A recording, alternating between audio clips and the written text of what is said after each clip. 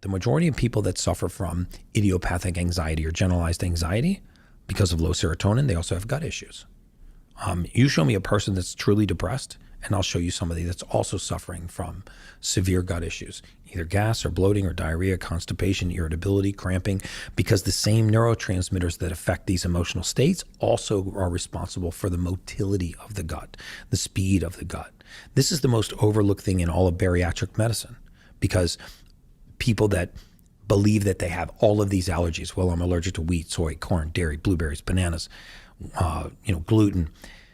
Yes, sometimes those individual allergies do exist, but the majority of time, even if you talk to somebody who says, yeah, I get bloated, or I deal with gas or cramping or diarrhea or constipation or irritability, I deal with all of these gut issues, irritable bowel syndrome, Crohn's disease, ulcerative colitis, all these names that we give to conditions of the gut. When you ask them, well, what are you allergic to? And they give you this laundry list of things. And then you ask them another question and say, well, if you're really allergic to corn, is there ever a time that you can eat corn and not have a reaction? The majority of time people will say yes. Okay, well, right there, you know you don't have an allergy. Allergies are not transient. Allergies are consistent, right? You don't wake up Monday morning and being allergic to milk, and then you're unallergic on Wednesday afternoon, and then re-allergic on Saturday morning. But what happens when people have gut issues that they can't explain is they always correlate it to what they last ate. And it's hard to make this connection. They're like, well, wait a second, I ate the same thing Monday, and I was fine, and I ate the identical food on Wednesday, and I blew up like a tick. So this is not an allergy. This has to do with the motility of the gut. So if you don't know what gene mutation you have that is causing a deficiency, then you don't know what to supplement with to restore gut motility. But once you do, the gut goes back to its normal pace. What's gut motility? It's the pace of the gut. So if you remember, Henry Ford was actually not made famous for the automobile. He was made famous for something called the assembly line. So the assembly line was just a glorified conveyor belt, right? And when you walked into his factory, they put a part on it at one end, and about every 6 feet, somebody stood and tinkered with that part. So it went to me, I tinkered with it, it moved to the guy to my right, he did something to it, moved to the guy to his right, and by the time it reached the end of that conveyor belt, it's fully assembled. This is very analogous to how the human intestinal tract works. It's 30 feet long, it's a giant conveyor belt. You put parts on it at one end as they exit the stomach in a very acidic environment, and it moves slowly towards the rectum, and before it exits the rectum, it's in a relatively alkaline environment. So instead of having people standing along a conveyor belt, you have bacteria that are graded by pH. The sequence is very important. So imagine what would happen if Henry Ford walked into his factory one day and doubled the speed of the conveyor belt. The entire assembly line would break down. Not because there's anything wrong with the parts, the contents, not because there's anything wrong with the people that are working there, the bacteria, but because you changed the speed.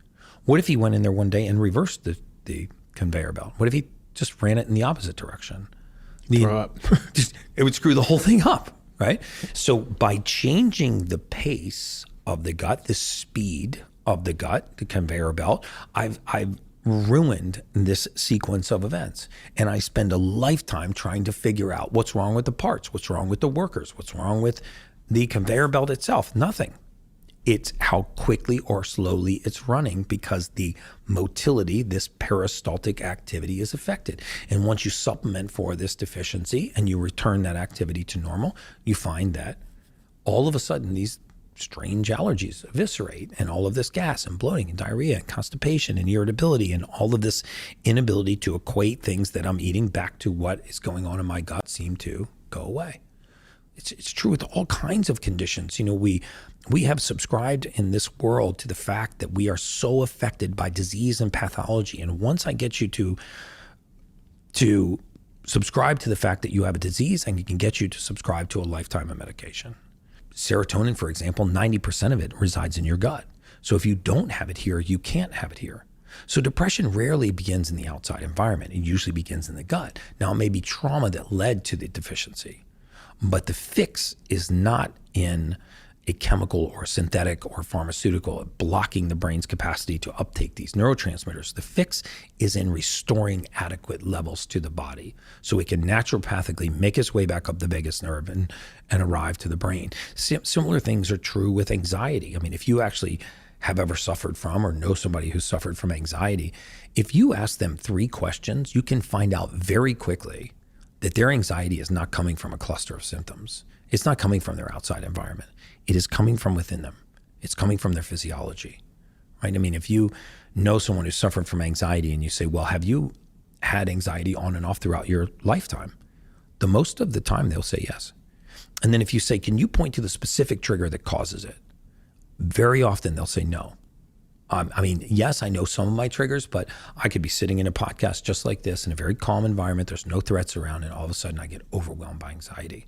I can be driving home from work on an otherwise innocuous day, and I can be overwhelmed by anxiety. Well, that is not coming from your outside environment, right? This is coming from a process called methylation, and it is caused from excess catecholamines entering the brain and an inability to downregulate these. So the body's entering this mild fight or flight response without the presence of a fear. See, remember that as sophisticated as we like to think our brains are, it's really not. Our brain is very primal. You know what the brain cares about? The brain cares about survival. And so it doesn't care how fat or skinny you are, how pretty or ugly you are. It doesn't care about your skin, your hair. It cares about survival. And so when we understand that the brain does not know the difference between perception and reality, we start to understand how it can play tricks on us. So I always use the example that, let's say you drove home tonight and you got out of your car. When you got home, you got out of your car and somebody was standing in front of you with a knife.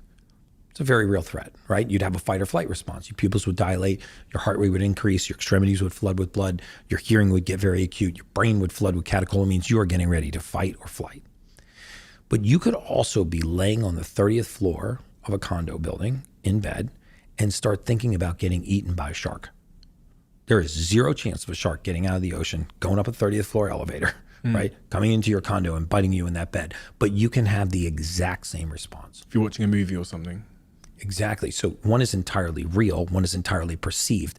The physiologic response is identical.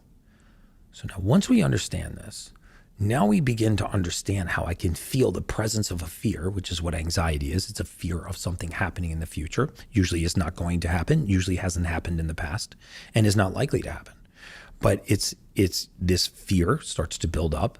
You start to get very anxious. It can actually change your heart rate to the point where panic attacks can land you in a hospital. Or it can be mild enough that it just causes you anxiousness and mild anxiety, but there's no presence of a fear. And so you start trying to correlate it to your outside environment. It starts to drive you crazy because you go, well, I don't get it. I'm on vacation with my wife or my spouse and my kids, and I'm in the resort of a lifetime. I've been here 1,000 times. I love this place. There's no reason I should feel like this. But all of a sudden you have this feeling of anxiousness, anxiety. So these are lack of raw material in the human body.